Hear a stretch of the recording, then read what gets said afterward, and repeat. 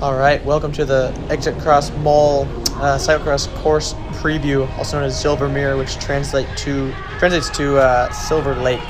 I'm going to do this in one take, so if I mess up, I'm just going to keep going, so bear with me. We got the start straight here, pretty tight corners, right into some ruts through these that got deeper and deeper. One thing to note is, it looks like mud, but it's decently tacky. So it's still kind of mud, but because of all the sand on this course, as you will see, you run file treads. So I was running a chicane in the front and a dune in the rear, because I needed to swap one out because it got a little too old. So that was the combo I was running. We've got these pretty decisive first few ups and downs there. I got very jammed up there. I did not have a great start, but the leaders went through and rode, and we were off the bike in a section that normally everybody else was riding. We were running.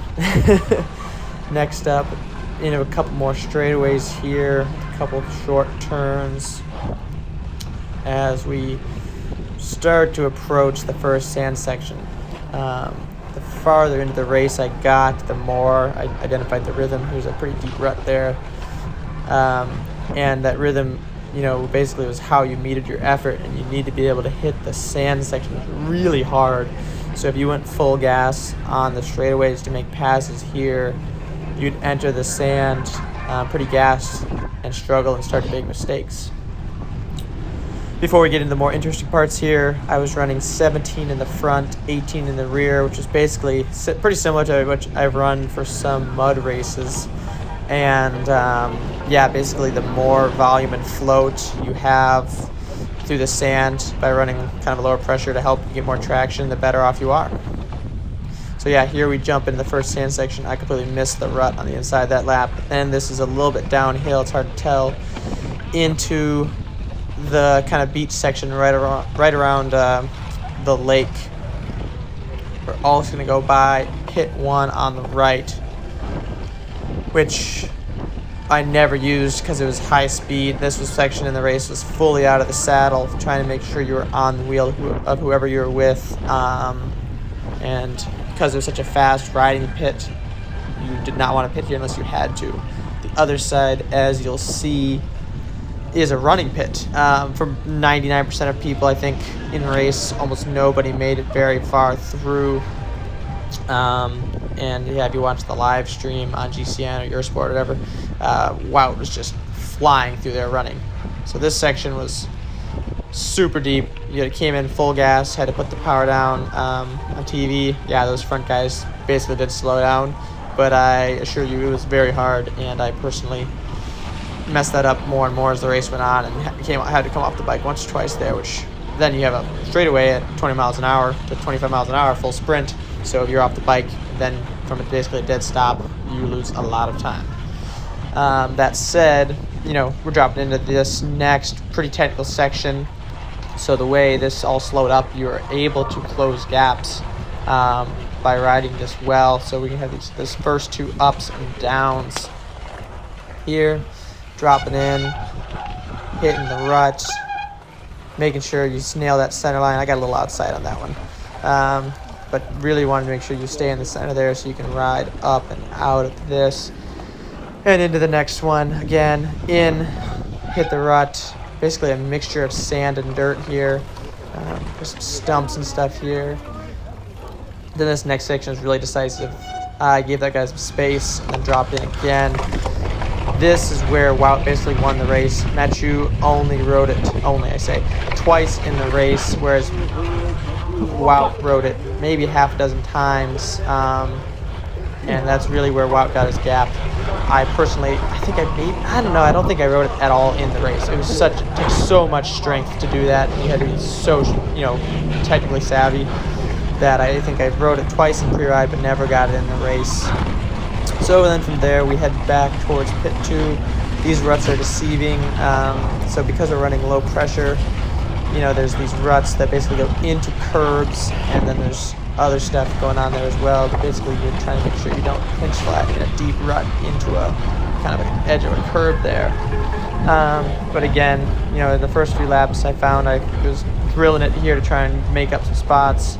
But then I'd get into the sand coming up here and just be so gassed as we run like literally a minute. Hop up one last curb and then just lean her into this rut and just let it rip as best you can all the way back down. Close into pit 2 here. Around this corner. Some guys were able to ride this corner, as you'll see. Tom Pidcock is about to come flying by me. I think you can hear me go, oh boy, as I hear him coming and then watch him ride by me. Here he comes. Yeah, there he goes. I literally don't know how he rode that. I mean, almost unfathomable, to be honest. I think it takes a lot of practice that I do not have at the moment. So that's on my list of things to do as I prepare for Coxetta and Zandhoven as well. This section I fast forwarded. It's a 30-second walk trudge at double speed. Because I wasn't going to sprint it free ride. Sorry if the video got choppy there. I don't think it liked being compressed very much, so sorry for that. I'll see what happens and if I can fix that at all, but it might just be choppy. So either way, it's just me running through sand. So a couple 100-meter run past pit 2 into an uphill, and then here I shift gears to make sure I can get going again. Then you remount after this is still slightly uphill, sandpit, etc. Still going, and then we're going to keep it rolling. A couple more straightaways. We have this stair set coming up. Nothing crazy there, but it's definitely high speed. It was wet, it was sandy, so you're coming in pretty hot here, and then into a sharp corner on these stairs with a sandpit beforehand, naturally. So a little curb hop as well. So definitely an area where if you were really overcooking it, you could definitely slide out and have a bad time into a nice metal barrier. From there, this last section is basically just full gas back towards the start-finish straight. For your reference, this video is like about 8-something minutes long. I think Wout's fastest lap was a 6:12, which is just mind-boggling to me. I don't know what I did for lap times, but it was not close to that.